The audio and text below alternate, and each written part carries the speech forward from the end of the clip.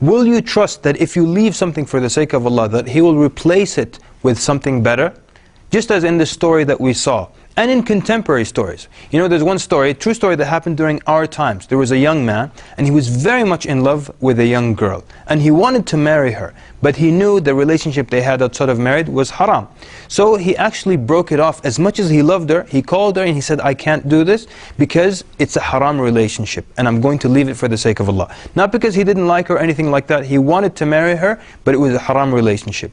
So then he went on and moved on with his life, and he became active in da'wah and became active with the community. And then he moved to another community and he was active with them again.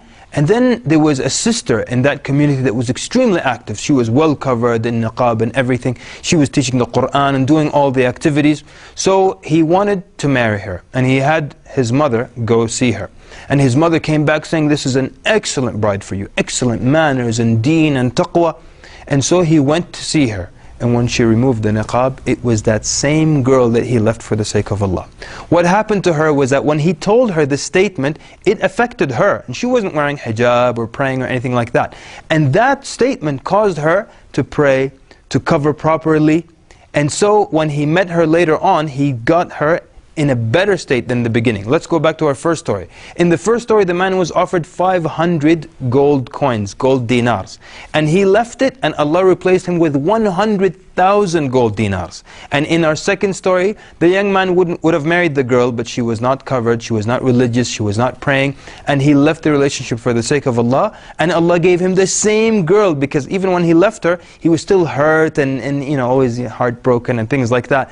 So Allah subhanahu wa ta'ala gave him the same girl that he loved, but He gave her back to him, more religious, well covered, and you know, active in da'wah and things like that. So Allah subhanahu wa ta'ala replaced him something better, gave him something better in return. Let me give you this example.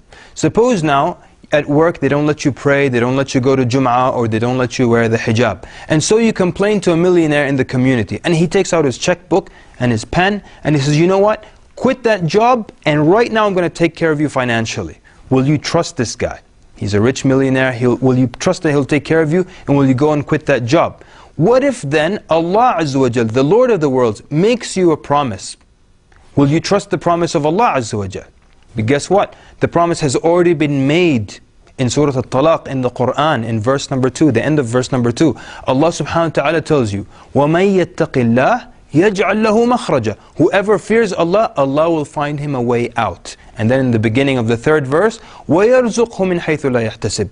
And Allah will provide for him. He will provide for him from where he least expects it.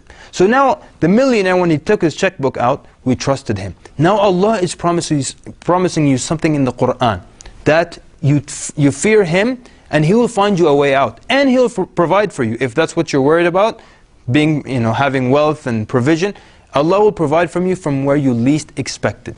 So how will you react then? Will you trust the promise of Allah subhanahu wa ta'ala, the promise that He made for you? You know, there's nothing that you leave for the sake of Allah except that Allah will replace you with better in this life or even in the next. If you now contemplate on many hadith, you will always see that if you stop something, there's another reward coming for you.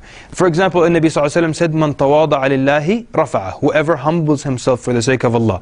Meaning you leave arrogance, you humble yourself, what's the result? What's the replacement? Allah will rafa'ah. Allah will increase you in rank. Whoever suppresses his anger, he will get this reward in the next life. Whoever gives up arguing, the Prophet ﷺ says, I guarantee him a house in paradise. So anytime you give something up, there is reward. So the question is, do we trust that Allah subhanahu wa ta'ala will reward us with something better, replace it with something better? So look at your life right now, and only you can do this for yourself. See what bad habits you have. See if there's something haram that you do, a haram relationship that you have. And just trust that Allah subhanahu wa ta'ala, if you give it up for His sake only, He will replace you with something a lot better.